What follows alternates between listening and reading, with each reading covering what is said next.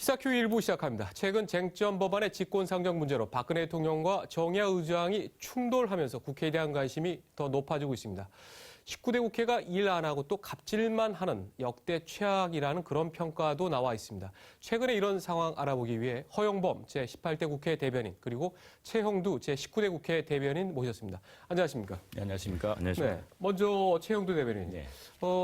금방 나온 소식을 확인 좀 하고 와야 될 것 같은데 정의화 국회의장이 최근에 이런 교착된 상황을 타개하기 위해서 김무성 대표하고 다음에 문재인 대표 그리고 여야 원내대표를 포함해서 공간에서 5인이 이렇게 회동했다. 이 얘기가 지금 나왔는데 그동안 정의화 의장이 여야 대표들을 불러서 이렇게 뭔가 처리하기 위해서 했던 적이 또 있었습니까?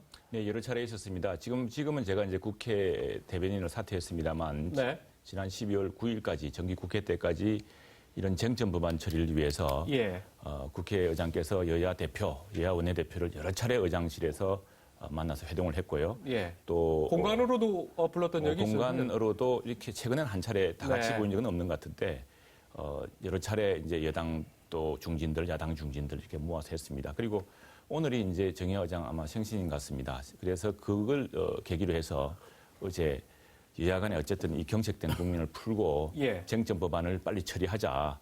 이걸 종용하기 위한 자리로 어제 그 계기를 사용한 것 같습니다. 그러면 뭔가 정의화 의장의 동향에 대해서는 가장 또 잘 알고 계시는 분인데 합의가 좀 나올 가능성이 있습니까? 지금 제가 이제 사퇴를 했기 때문에 정확히 알 수는 없습니다만 분명한 것은 지금 이 쟁점이 국회의장으로서는 여야 합의를 통해서 심사기를 지정해서 지금 여당이 요청하는 대로 이걸 빨리 국회에서 처리하자는 입장인데 반해서 지금 야당이 상당히 이 상황이 어렵지 않습니까? 지금 이 지도부의 분열도 있고 또 야당의 대다수 의원들이 지금 상임위원회에 참석하지 않고 있습니다. 그래서 이 법안이 전혀 진전을 보지 못하고 있는 답답한 상황입니다. 그래서 지금 국회의장께서는 이런 어떤 합의 종용 계속 본회의를 진행시켜야 되기 때문에 이렇게 하고 있습니다만 여야 간에 특히 야당 측의 내부 사정으로 인해서 경색 상황이 계속되는 것 같습니다. 네, 허영범 대변인은 이제 국회에서 대변인 자리가 처음 생길 때 초대 대변인이라는 상당히 영광스러운 그런 또 직책을 맡았었는데 어떻습니까? 김영호 국회의장 같은 경우에는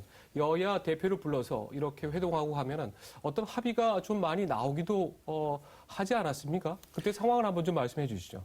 꼭 그렇지는 않아요. 그 국회의장은 우리 국가적으로 보면은 국가 의전서열 2위라는 대단히 높은 자리에 계시지만은 실질적으로 국회 안에서는 성실한 사회자에 가깝습니다, 사실.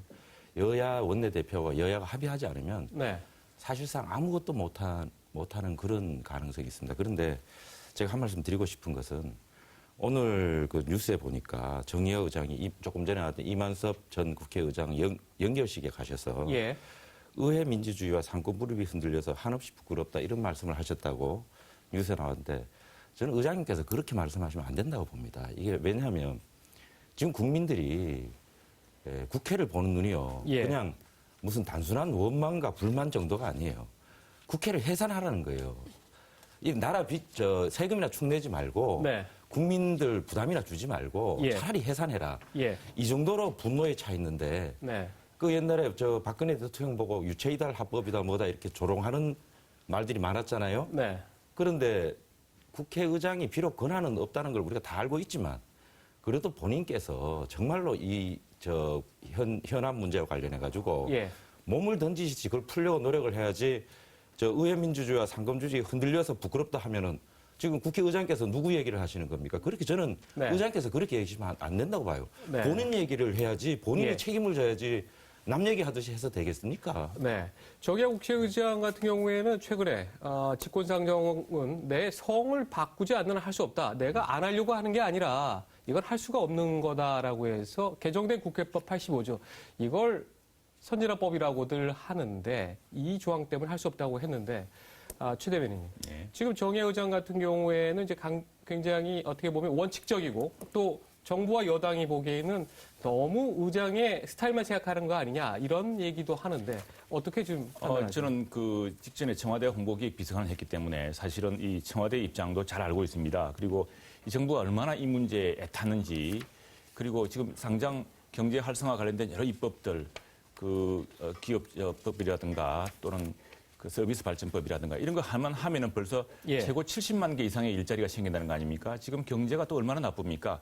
여기에 대한 인식은 청와대건 또 국회의장에는 차이가 없다고 봅니다. 실제로 국회의장도 그렇게 말씀하셨고요.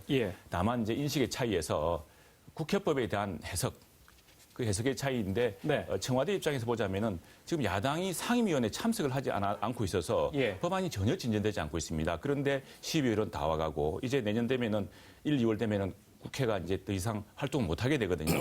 이런 답답한 상황에서 정말 국민이 바라는 일은 무엇인가?